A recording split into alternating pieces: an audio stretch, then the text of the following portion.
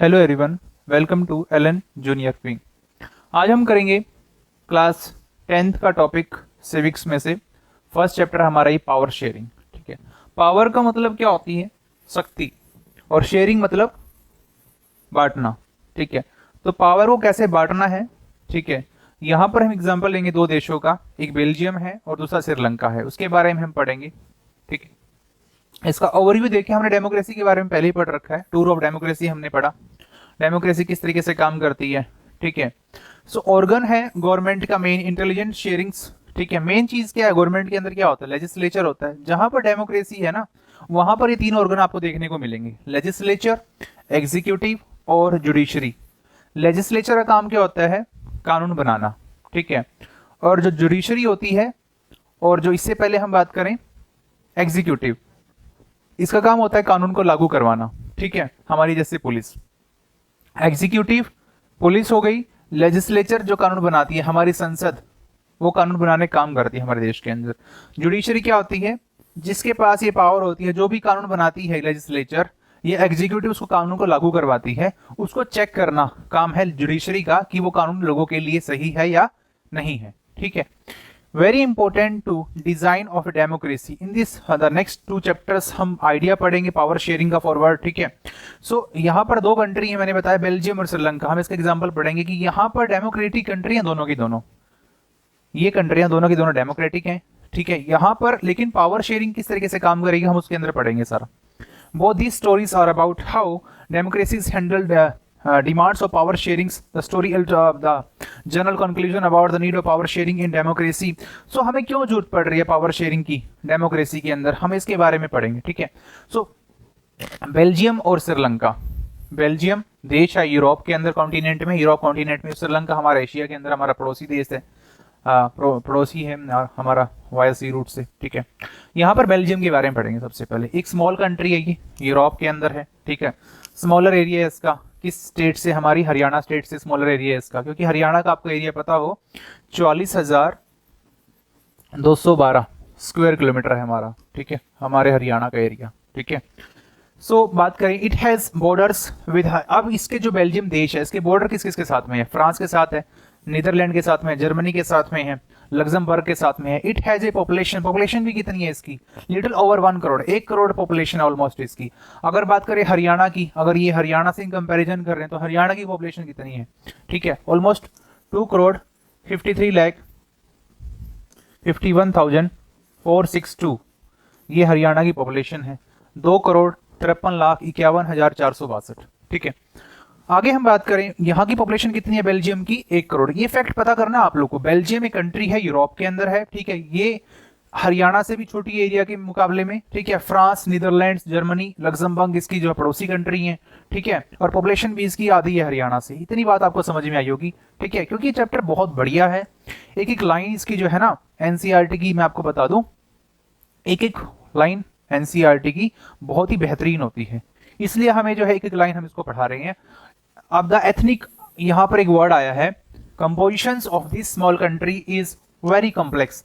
अब यहाँ ethnic composition कैसी होती है कि वहां के जो लोग रहते हैं, कहां पर? बेल्जियम में, वहां किस टाइप के लोग रहते हैं, हम उसके बारे में पढ़ेंगे। ठीक है, सो एथनिक की हम पहले डेफिनेशन जान लें यहाँ पर। ठीक है, social division based on shared culture. अब जो लोग एक ही जगह से, जो लोग कहीं कहीं दूसरी जगह चले जाए, अब इंडिया को याद में अगर पाकिस्तान चला जाए, क्या उसका कुछ चेंज होगा? डेफिनेटली कुछ भी चेंज नहीं होगा, सिर्फ जगह का। क्या वो हिंदू है, पाकिस्तान में भी वो हिंदू रिचुअल्स को फॉलो करेगा जाके वहां पर। ठीक है, so people belonging to the same ethnic group believe in their common descendant because of similarities, physical type of the culture and both they are need not to always have a same religion और nationality. सब कुछ same होता है, सिर्फ अलग अलग जगह चले जाएं। जैसे हमारा भारत से टुकड़ा हुआ कौन बना था? पाकिस्तान बना था 1947 के अंदर। ठीक है, सो वहां के जो लोग हैं, वहां जो हिंदू रहते हैं, या इंडिया में जो हिंदू रहते हैं, जो यहाँ पर मुसलमान हैं, जो पाकिस्तान मुसलमान है, सेम हमारे डिसेंडेंट थे, पूर्वज हमारे सेम थे, बट अलग अलग जगह चले गए, बस इतना फर्क हुआ। राइट, एथनिक को मैं इसलिए समझा रहा था आपको। Of the country total population, अब बेल्जियम के अंदर 59% जो लोग हैं, ठीक है, वो फ्लेमिश रीजन में रहते हैं। मैं आपको बताऊंगा फ्लेमिश रीजन कहां पर है बेल्जियम के अंदर। जो स्पीक करते हैं कौन सी भाषा को? डच भाषा को। 59% लोग फ्लेमिश रीजन में रहते हैं, भाषा कौन सी बोलते हैं? Dutch language. ठीक है, अनदर 40% जो लोग हैं अब 40% इनके अंदर 59 प्लस 40, अब यहाँ पर टोटल बनता है 99। अब इसमें से 59 अलग और 40% जो लोग हैं वो क्या कर रहे, कहाँ रहते हैं, वेलोनिया रीजन है वहां पर, वो किस भाषा में बात करते हैं, फ्रेंच भाषा में बात करते हैं। Remaining 1% of the Belgian speaks क्या करते हैं, वो जर्मन भाषा बोलते हैं। बच गया 1%, वो कौन सी भाषा बोलेंगे, जर्मन भाषा वो बोलेंगे। आई होप यहाँ तक क्लियर होगा आपको। इन द कैपिटल ब्रुसल्स है, यहाँ इनकी कैपिटल, बेल्जियम की कैपिटल क्या है, ब्रुसल्स, बट यहाँ पर उल्टा है। 80% जो लोग हैं वो क्या, कौन सी भाषा बोलते हैं, फ्रेंच भाषा। हालांकि 40% बोलते हैं टोटल कंट्री में, लेकिन बेल्जियम जो उसकी कैपिटल है ब्रुसल्स, इसके अंदर क्या है, उल्टा है। यहाँ 80% लोग भाषा बोल रहे हैं फ्रेंच। जो देश के अंदर माइनॉरिटी में है वो मेजोरिटी में बोली जा रही है कैपिटल के अंदर भाषा, ठीक है। वाइल 20% आर डच स्पीकर्स, अब जो कंट्री के अंदर मेजोरिटी में है वो कैपिटल के अंदर माइनॉरिटी में है जो भाषा, ठीक है। ये चीज थोड़ी सी कॉम्प्लेक्स है, आपको समझनी पड़ेगी, ठीक है। सो इतनी आपको चीजें क्लियर हुई होंगी इसके अंदर, ठीक है। अब यहाँ पर देखिए ये जो एरिया है ना, ठीक है, ये जो फ्लेमिश डच स्पीकिंग वाला एरिया है, येलो वाला एरिया, ये 59% वाला एरिया है, 59%, ठीक है। और जो ये रेड वाला एरिया आपको नजर आ रहा होगा, वेल्यून फ्रेंच, ये 40% है, ठीक है। अब 40% में कौन सी भाषा बोल रहे हैं, फ्रेंच भाषा बोल रहे हैं, ठीक है, फ्रेंच भाषा। और यहां पर बोल रहे हैं डच भाषा, ठीक है। ये चीज आपको समझ में आनी चाहिए, ठीक है। और ये जो देखिए 1% जो भाषा बोलते हैं, ये 1% वाले हैं जो कौन सी भाषा बोलते हैं, जर्मन। यहाँ पर जर्मन भाषा का वो यूज करते हैं, ठीक है। वो जो हमने थ्योरी में पढ़ा यहीं पर हमें सारी चीजें क्लियर कर लेंगे, अगर किसी को क्लियर नहीं हुआ होगा वहां पर। ब्रुसल्स जो है यहाँ कैपिटल है, ये देखिए यहाँ पर ये कैपिटल है, ठीक है। यहाँ कंपोजिशन अलग है। अब इसके अंदर 100% में से जो 100% है ब्रसेल्स का, इसके अंदर जो 80% है, 80% जो लोग हैं इसके अंदर 80% लोग कौन सी भाषा बोल रहे हैं, फ्रेंच भाषा, ठीक है। ये फ्रेंच भाषा बोल रहे हैं। और इसी के अंदर से जो 20% लोग हैं वो कौन सी भाषा बोल रहे हैं, डच भाषा। ये कंसेप्ट है सारा, ठीक है। ये डच भाषा बोल रहे हैं, ठीक है। आई होप यहां तक चीजें क्लियर आई होंगी आप लोगों को समझ में, ठीक है। चलिए, सो इतना आपको क्लियर है, ठीक है। जो भाषा पूरे देश में सबसे ज्यादा कौन सी भाषा बोली जा रही है, डच भाषा बोली जा रही है, लेकिन कैपिटल में वो भाषा सिर्फ 20% लोग बोलते हैं। सिंपल सी बात ये है। जो भाषा बेल्जियम के अंदर 40% बोली जाती है, जो फ्रेंच भाषा है, वो कैपिटल के अंदर 80% लोग बोलते हैं। तो ये फंडा है मेन इस चीज के अंदर पूरा का पूरा, ठीक है। अब यहाँ पर पूरी जो लोगों की बोलने की जो तरीका है, कॉम्प्लेक्सिटी बहुत ज्यादा हो गई है, क्योंकि कैपिटल का अलग है और पूरे देश का अलग है। द माइनॉरिटी कौन है, फ्रेंच स्पीकिंग के अंदर कम्युनिटी। अब यहाँ पर फ्रेंच वाले जो लोग हैं वो माइनॉरिटी हो जाएंगे। आपको पता होगा मेजोरिटी माइनॉरिटी क्या होती है। जो ज्यादा चीजें बोलते हैं, ज्यादा जिनकी एरिया में फैले हैं, ज्यादा उनकी जो है संख्या है, तो उनको मेजोरिटी बोलते हैं। जैसे इंडिया के अंदर मेजोरिटी क्या है, हिंदू मेजोरिटी में है और मुसलमान माइनॉरिटी के अंदर है, ठीक है। So was relatively rich and powerful. यहाँ पर एक चीज है, फ्रेंच बेशक यहाँ पर माइनॉरिटी में है, लेकिन वो लोग क्या है, फ्रेंच जो भाषा बोलने वाली वो रिच है और पावरफुल है भाई, ठीक है। This was resented by the Dutch speaking community who got benefit of the economics development and education much later. लेकिन यहाँ पर क्या हुआ, 59% जो लोग मेजोरिटी में हैं उनको ये सारी फैसिलिटियां बाद में मिली, क्योंकि वो रिच लोग नहीं है। डच भाषा वाले लोग जो है वो रिच नहीं है, उनके पास अब पावर कहाँ से आती है, पैसे से पावर आती है ना, मेन चीज तो, ठीक है। जिसके पास पैसा है, ठीक है, जिसकी लाठी उसकी भैंस, ठीक है। So this led to tensions. अब टेंशन होगी किनके बीच में, जो डच भाषा बोलते हैं और जो फ्रेंच भाषा बोलते हैं, उनके बीच में टेंशन हो जाएगी, ठीक है। अब जो मेजोरिटी है उनको हक नहीं मिल रही, तो उन्होंने, लेकिन पैसा भी नहीं उनके पास। कम्युनिटीज ड्यूरिंग द 1950-60s के अंदर इनके बीच में टेंशन हो जाती है। The tensions between the two communities was more acute in Brussels के अंदर। और भी चीजें हो जाएंगी, क्योंकि ब्रुसल्स के अंदर उल्टा है, मैंने बताया था आपको। वहां पर फ्रेंच जो है मेजोरिटी में जाती है। Presented a special problems. The Dutch speaking peoples constituted a majority in the country but a minority in the capital, ठीक है। मैंने आपको बताया जो डच पीपल हैं यहाँ पर वो क्या है, मेजोरिटी में है देश में, बट माइनॉरिटी कहाँ पर है, कैपिटल के अंदर। बट ये आपको चीजें सारी समझनी पड़ेंगी, ठीक है। सो बहुत सिंपल सा है इसके अंदर। अगर कुछ चीज समझ ना आए तो दोबारा देख लेना उस चीज को। Let us compare this to the situation in another country. अब यहाँ पर मैंने कंडीशन बताई आपको बेल्जियम देश की। आगे कंट्री है श्रीलंका। अब श्रीलंका के अंदर कंडीशन क्या है, श्रीलंका के अंदर क्या हाल है। इज एन आइलैंड कंडीशन है ये, ठीक है, जस्ट ए फ्यू किलोमीटर में ये फैला हुआ है, सदर्न कोस्ट ऑफ, ये कुछ फ्यू किलोमीटर दूर है, कहाँ से, तमिलनाडु से, हमारे इंडिया से। इट हैज अबाउट 2 करोड़, यहाँ की जनसंख्या कितनी है, ऑलमोस्ट हरियाणा के बराबर जनसंख्या है। मैंने हरियाणा की जनसंख्या कितनी बताई थी, 2 करोड़ 53,51,462, कुछ ऐसे है, ठीक है, ये आपको पता होनी चाहिए, ठीक है। ऑलमोस्ट यहाँ की जनसंख्या कितनी है श्रीलंका की, हरियाणा जितनी है, ठीक है, almost, right.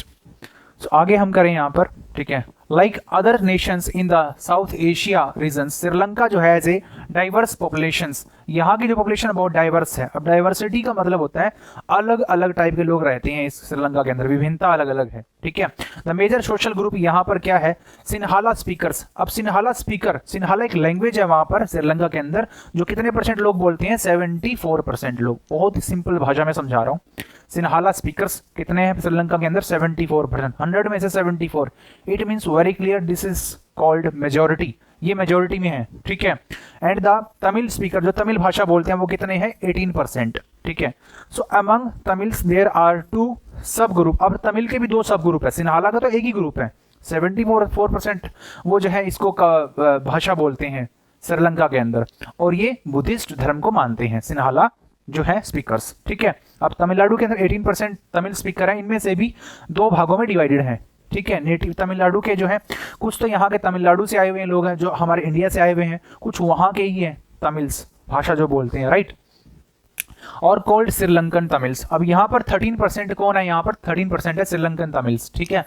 The rest whose forefathers came from India as plantation worker। अब वहां पर श्रीलंका में हमारे जो तमिल्स है वो कैसे पहुंचे, क्योंकि उनके जो फादर हैं वो वहां पर प्लांटेशन का काम करने आए होंगे, तो वहीं पर वो बस गए, तो इसलिए उनका नाम दिया गया। Colonial spirit are called Indians Tamils, उनको बोला गया। As you can see from the map, Sri Lankan जो है तमिल आर कंसंट्रेटेड, कहाँ पर है, वो मेन चीज है कि श्रीलंका के तमिल कहाँ रहते हैं श्रीलंका के अंदर, ठीक है। श्रीलंकन तमिल वो नॉर्थ वाले एरिया में है और ईस्टर्न साइड में फैले हुए हैं, कौन से, श्रीलंकन तमिल, ठीक है, ईस्ट ऑफ द कंट्री। अब यहाँ पर मैंने बताया 2 लोकेशन, वो कहाँ कहाँ फैले हुए, एक नॉर्थ के अंदर है वो श्रीलंकन तमिल, दूसरे कौन से, ईस्ट के एरिया में अंदर, ठीक है। So most of the Sinhala speaker जो पीपल है वो बुद्धिस्ट हैं। मैंने आपको बताया जो सिन्हाला जो स्पीकर है वो किस भाषा को बोलते हैं, बुद्धिस्ट, वो जो है बुद्धिस्ट भाषा नहीं, सॉरी, सिन्हाला तो भाषा है, बुद्धिस्ट वो धर्म को फॉलो करते हैं। While most of the Tamils are Hindus, जो तमिल्स है वो मैक्सिमम कौन क्या है, हिंदू, या फिर वो क्या है, मुस्लिम। देयर आर अबाउट 7% जो लोग हैं वो क्रिश्चियंस हैं, हु आर बोथ, जो इनमें से वो तमिल भी हैं। अब 7% इनमें तमिल भी हैं और सिन्हाला भी हैं, जो किस धर्म को फॉलो करते हैं, क्रिश्चियनिटी धर्म को फॉलो करते हैं। ये आई होप ये चीज़ आपको समझ में आई होगी। ये श्रीलंका का मैप है, ठीक है। अभी श्रीलंका के मैप में आप देखिएगा कि एथनिक कंपोजिशन कैसे कैसे यहाँ पर फैली हुई है, ठीक है। सबसे पहले बात करें सिन्हाला, जो 74% के अंदर है, ठीक है, वो देखो ये जो आपको येलो वाला नजर आ रहा है ये सिन्हाला है पूरा का पूरा, ठीक है। और श्रीलंकन तमिल आपको एक नॉर्थ वाले एरिया में फैले हुए हैं और एक जो है ईस्ट वाले में फैले हुए हैं, ठीक है, श्रीलंकन तमिल। इंडियन तमिल आपको जो बीच में देखने को मिलेंगे, देखिए, ठीक है। और जो मुस्लिम एडोटेड आपको नजर आ रहे होंगे ये मुस्लिम है, ठीक है। सो ये पूरा का पूरा एथनिक कम्युनिटीज है श्रीलंका के अंदर, कहाँ कहाँ कौन कौन चीज फैली हुई है, ठीक है। अब यहाँ पर एक ना टर्म आती है मेजोरिटेरियनिज्म, ठीक है। मेजोरिटेरियनिज्म क्या होता है कि जहां पर जिस धर्म के अंदर मेजोरिटी है, कोई दिक्कत नहीं मेजोरिटी होना, कोई बड़ी बात नहीं। जैसे इंडिया में, हिंदुस्तान में हमारे में मेजोरिटी हिंदुओं की है, क्या इसका मतलब ये तो नहीं है कि हाँ इंडिया में हिंदुओं की चलती है, बिल्कुल भी नहीं। यहाँ पर तो हर एक धर्म, हर एक व्यक्ति को सम्मान मिलता है, चाहे वो किसी धर्म से बिलोंग करता हो, माइनॉरिटी हो या XYZ कुछ भी हो, ठीक है। बट श्रीलंका में क्या हो गया, जो 74% जो लोग हैं ना, उन्होंने सोचा कि हम लोग तो मेजोरिटी में हैं और जो माइनॉरिटी में है उनके ऊपर हम पूरी अपनी पावर चला सकते हैं। तो मेजोरिटी में एक टर्म आई, इसके अंदर क्या होता है, belief that the majority community क्या करती है, should be able to rule a country in a which ever way, जिस तरीके से चाहे श्रीलंका के अंदर जो सिन्हाला कम्युनिटी के लोग हैं वो अपनी मनमर्जी से रूल कर सकते हैं, क्योंकि वो मेजोरिटी के अंदर कोई इनको रोकने टोकने वाला नहीं है। बाय डिसरिगार्डिंग विशेस, किसकी विश को वो जो है दबाएंगे, माइनॉरिटी की, कि उनकी विश को अकॉर्डिंग, विश उनकी क्या है कि सब बराबरता से रहे, लेकिन उनको कोई फर्क नहीं पड़ता किन से, माइनॉरिटी से। तो ये एक टर्म आपको पता होनी चाहिए, मेजोरिटरिज्म एक टर्म आई है, देखो, right. So just imagine what would happen in situations like this. Belgium, the Dutch community could take advantage of its numeric majority and force its will on the French and German speaking populations. This would push the conflict among community future further, ठीक है। अब देखो भाई सीधी सी बात है, एक French भाषा बोल रहे थे कहाँ पर, बेल्जियम में, एक जर्मन भाषा में, तो इनके बीच में ना एक दरार सी आ जाएगी लोगों के बीच में, क्योंकि ये लोग भाषा के तरीके से अलग अलग हैं। तो एक अपने आप को दबाव समझेगा जो मेजोरिटी वाला, वो अपने आप को अप समझेगा, थोड़ा माइनॉरिटी वाला नीचे समझेगा, और 1% जर्मनी वाला तो बहुत ही नीचे समझेगा अपने आप को, ठीक है।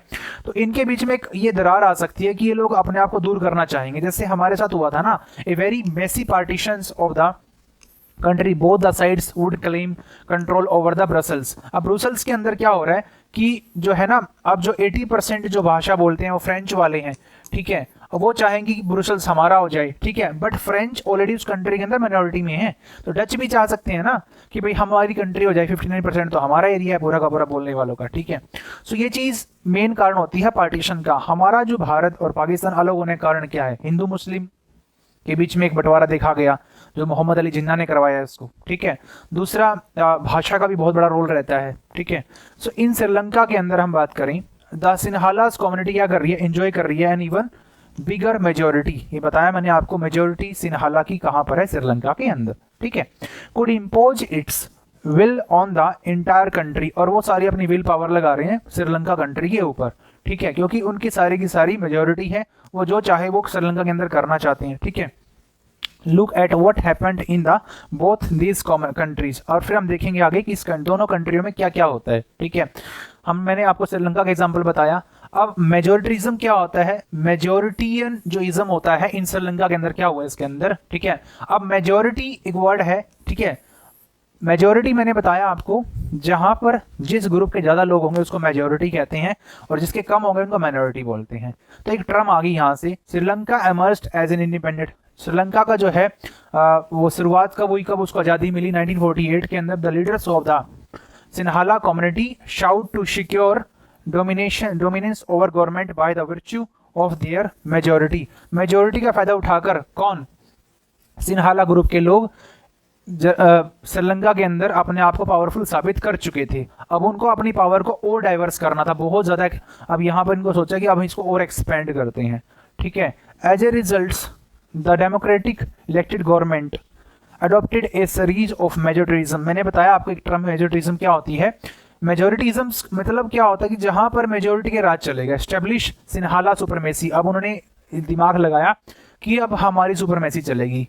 क्या है कि हिंदुस्तान के अंदर हम लोग 80% हिंदू, ये सोच सकते हैं कि 80% हिंदुओं की चलेगी भारत के अंदर, 17% में जो माइनॉरिटी है हमारी, उनकी हम चलने नहीं देंगे। क्या हमारा कॉन्स्टिट्यूशन इसको अलाउ करेगा? बिल्कुल भी नहीं, क्योंकि हमारे इंडिया के अंदर सेक्युलरिज्म है। यहाँ पर हम लोग जो है धर्मनिरपेक्षता की बात करते हैं, ठीक है, जहां पर सभी धर्मों का सम्मान किया जाएगा, ठीक है। बट श्रीलंका में इसका अपोजिट हो रहा था। In 1956 an act was passed किया गया, वहां पर recognise Sinhala as the only officials.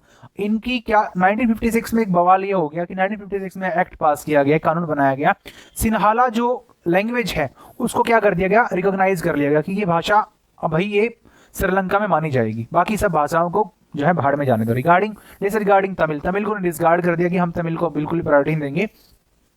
Government followed preferential policy, जिसको ज्यादा पहले, जिसको पहल मिलती है, जिसको पहले।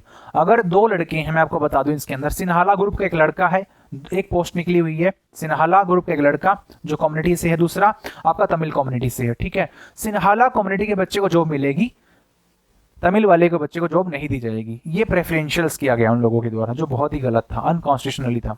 Date favoured Sinhala applicants for university positions and government jobs. University के अंदर एडमिशन किसका होगा? जिनकी मेजोरिटी है, जिनको प्रेफरेंस दी गई सिन्हाला लैंग्वेज वालों को, उनके बच्चे एडमिशन लेंगे, तमिल्स को एडमिशन नहीं मिलेगा। New constitutions stipulated that the states self protected and fosters Buddhism. और एक चीज और कानून पास कर देगा। तीन बातें मैंने आपको बताई। पहली बात हुई, इन लोगों ने जो है सिन्हाला लैंग्वेज को अपना पूरा जो राष्ट्र भाषा बना दिया उसको, ठीक है। दूसरा, जो है बच्चों के अंदर यूनिवर्सिटी में एडमिशन ले रहे हैं कोई भी बच्चा या फिर जॉब में अप्लाई कर रहा है, ठीक है, उसके अंदर प्रेफरेंशियल बना दी कि भाई सिन्हाला के जो बच्चे हैं उन्हीं को सबसे ज्यादा जॉब मिलेंगी। दो बात। तीसरी यहाँ पर क्या हुआ कि जो सिन्हाला कम्युनिटी के लोग हैं, मैंने आपको बताया वो बुद्धिज्म को फॉलो करते हैं, तो उस धर्म को बढ़ाने के लिए लोगों ने कानून पास करवाए कि हम कानून जो बुद्धिज्म है उसको बढ़ाएंगे आगे, बाकी कौन कौन धर्म फॉलो कर रहा है उससे हमें कोई लेना देना नहीं है। ऑल दिस गवर्नमेंट क्या कर रही है, measures coming one after the one other gradually increase the feeling of alienation. और इससे जो लोग हैं माइनॉरिटी वाले उनको कैसी फीलिंग होने लगी कि हम लोग तो बाहर से आए हुए हैं, ऐसा लग रहा है, क्योंकि ये देश तो हमारा है ही नहीं, हमारे बारे में तो लोग सोच ही नहीं रहे बिल्कुल भी श्रीलंका गवर्नमेंट, ठीक है। एलिनेशन की उनके अंदर भावना आ गई।